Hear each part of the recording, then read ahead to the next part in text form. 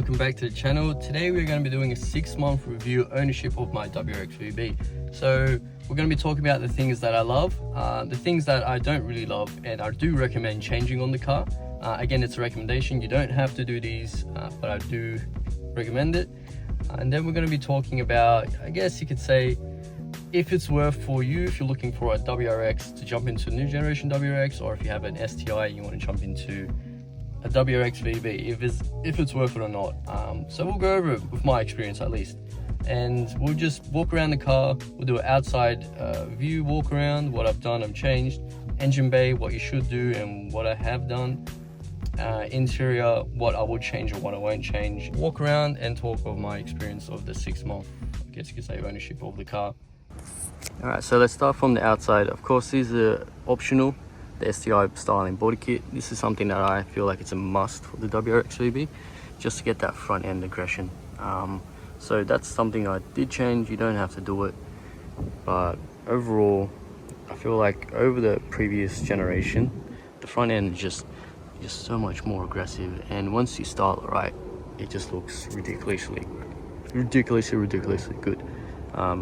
So I'll give you guys just a quick breakdown of what I've done and how to get it to how it is now. So full STI styling kit, C28, still on factory tires at the moment. I think they're 245s, yeah, 245 40 R18. I do want to go up to a 265 and take a bit of the camber from the back and do about a 265 all round.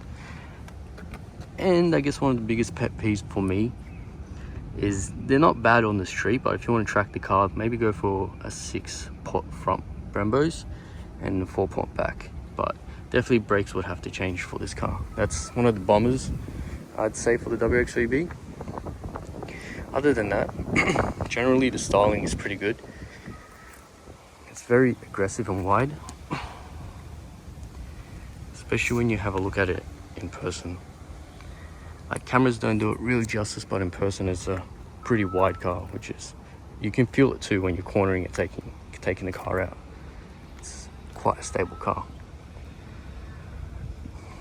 I guess you could say one of the biggest downfalls that everyone is kind of afraid of is the cladding around the car. So this plastic bit here, so these are removable, and I have seen people paint them. These are the next step for me, at least, is to paint match these guards to the actual car,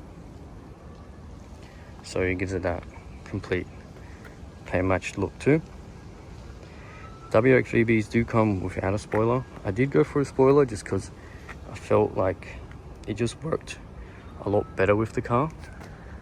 I think it looks perfect. I don't mind no spoiler, but with the spoiler, just since the rear end is so aggressive, like the factory diffuser, I felt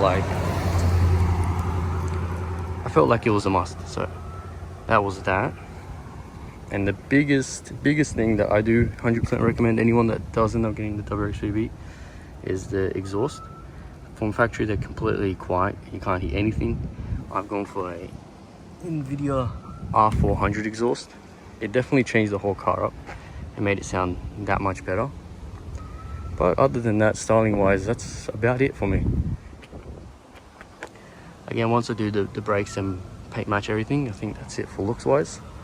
That's about it for exterior that I would personally change or have changed for myself. And something if you're looking for as well, if you end up picking one up, these are a few options I guess you could say you can do. I popped the bonnet, but honestly I haven't touched the engine bay at all at the moment. There are things that I do want to do, I just haven't done just yet, but I will of course progressively do them and make videos on it too. Honestly, one thing that I would say, as the car is bone stock in the FA24, I don't feel like I had to change anything. But if you want to add a bit more character and a bit more sound to the car, you would probably change the cold air intake, top mount to charge pipe. You can now, if you do those with a cob tune, push more boost and of course more power, more torque. So those things that I would recommend, and that technically all you would want to do with the stock transmission. But other than saying that, as the car is stock standard, I don't really mind it. If you do want a bit more turbo or induction sound, these cold air intakes here, so where the air filter is, there is like a diaper almost, so where it restricts a lot of the actual sound of the car. But if you want to get rid of that, you can actually remove that or just go a complete different cold air intake. Other than that, you know, 10 out of 10. Yes, I would say coming into the interior and generally the gearbox as well, what I would change and what I wouldn't. Honestly, I do believe it is worth going for the upper spec with the sunroof and the Alcantara seats, which are also automatic adjustable. Because I don't know, if you were to go for the base model, the first thing I would say would be to change the seats out, which would be another 2 to 3 grand, right? But then I don't believe they will be automatic or heated. It's 100% for sure worth getting the next step up. So in my case, this is the RS with the Alcantara seat with the WRX stitching, the sunroof, and just in general just finishes the car up so much better in my opinion. Those are the things that I do recommend going for, and I wouldn't change in the car because these are actually extremely comfortable and they hold you in pretty well. But if you're looking to do some insane track days, of course, go for a bucket seat. So what are the first things that I would recommend changing in the WRX VB if you end up grabbing a manual, that is? If it's not an automatic, this doesn't really apply, but of course if it's a manual, would be the shift knob. So get something that is a bit more weighted because this is extremely light. It doesn't feel too nice or sporty. The actual shifter feel in first and second, not too sure why it feels so sloppy, but there is that slop. But you can get a shift stop locker, I believe it was called, and I've actually gone for the Cobb Stage 2 shift kit, so it actually has a few more components in there for a shorter throw too, so that makes the car just that much more notchy and nicer to drive. Like, it's insane. It completely changes the whole driving experience, so I recommend doing that. Probably the first thing, if you want to change it, if you're fussed about it, it's not too expensive either, so that's something I would definitely change. Like a quick breakdown walk around, but what I'm going to do is I'm going to mount the camera up and we'll go for a drive and talk about it a bit further too. So all right, so how has the WRX been? I guess my 6-month ownership experience with the WRX, on a day-to-day basis, like I do mention, guys, and I do recommend, I just couldn't imagine myself with an entry-level one of these, just because it just is the best and probably the perfect daily for me. Just with the seats, the heated seats, the Harman Kardon sound system, the entertainment system, just the overall, just the features with the sunroof as well. They play probably a biggest part in just bringing that whole feeling together. How, as a car, as in a performance side of the car, definitely been holding up. I guess, put into words, I look forward to getting in this car every single freaking day. It's not the fastest car in the world. If you're looking for something in a straight line speed, I wouldn't say the WRX is that car just yet, but with a few modifications it will be, right? But if you want to look at it as a factory to factory aspect, it isn't the fastest car out of the box, but it's a car that at least I felt is still truly analog, mixed with a bit of modernness to it. That's kind of what I really loved about it, and was looking for a car personally for myself. The newer generations, of course, above this, the 24 models do have the eyesight, which is the automatic braking, lane keep, lane watch features. That's not something I personally didn't want, just because I do plan on tracking the car and I don't want to jump in the car every day and turn all those off. So I do go for the 23 model, where you still have the, of course, in the manual, the handbrake, the gearbox feels great, seating position's good, visibility is also great. I found I don't find it hard to get around in. Clutch is extremely easy. When you look at it spec wise, it is quite similar to the STI, but in a WRX badge. It is a 2.4 with, of course, a 6-speed. The way that the car actually genuinely feels, I have driven an STI and I have, of course, owned this.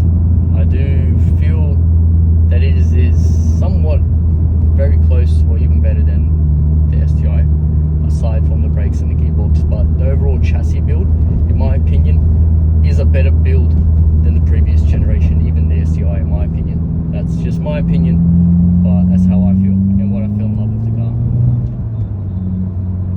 I see a lot of potential in it as to why I've grabbed the car, and I do want to do all those works, and will do, and we'll be making videos on it too. So if you guys want to follow along and check out that progress, and we've already done too, so just hit my, I guess you could say, the subscribe button and like to also show me that you guys like these type of videos.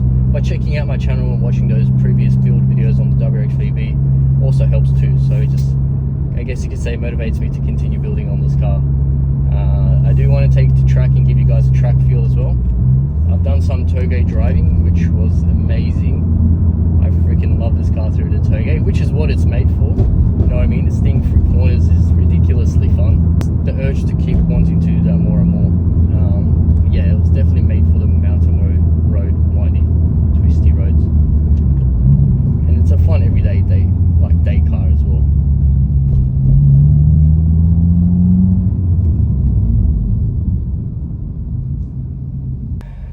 It's been a great 6 months of ownership for this car. There are a few things that I do recommend changing that are quite annoying. Which is the shifter, of course, the brakes, probably brake pads if you want a bit more performance. Again, the cold air intake, and the exhaust. So the exhaust is the biggest thing. It's literally so quiet, you can't hear anything from it. So